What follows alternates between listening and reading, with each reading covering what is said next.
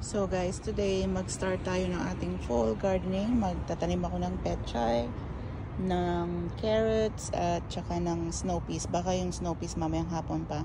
Unahin ko muna tong carrots at saka pechay. So ito yung lumang lupa guys na ginamit ko sa mga dating tanim, pinagsama-sama ko.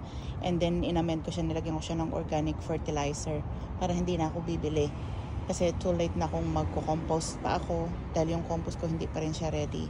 So ganyan muna. Pero compost din yan guys, may mga eggshells right there, mga tuyong dahon, and then kinumbine ko nga nung lumang lupa and then ng ating fertilizer. So lalagyan ko to ng ilang pirasong bok choy, pak choy or pechay sa atin, and then hopefully mabuhay siya. Ayan siya guys, oh. Ito naman guys yung itatanim natin na carrot, 65 days daw pwede nang i-harvest. So tatanim natin siya dito, isang hopefully makapagpatubo tayo. Ang dami niya.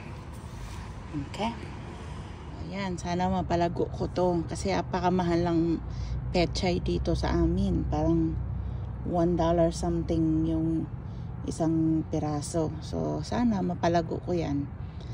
And then, kasi pwedeng dahon-dahon lang muna yung pipitasin. Nabili ko yan, guys, I think $279 yung isang set. Kasama yan. O, diba? Sana mapalago ko siya.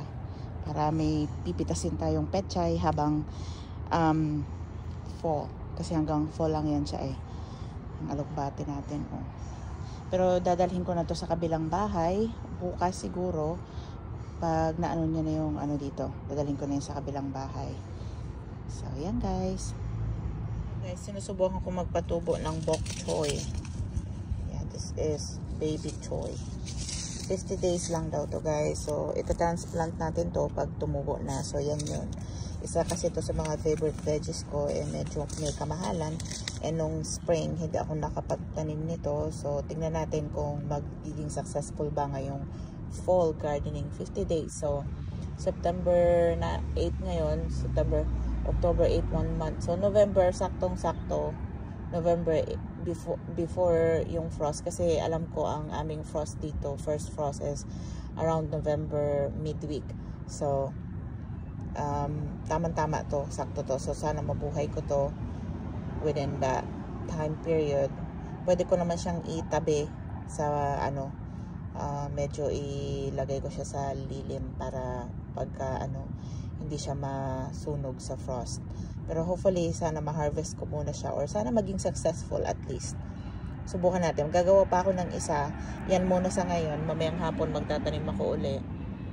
Isang tray uli para marami-rami tayong ma-harvest this year kung magiging successful.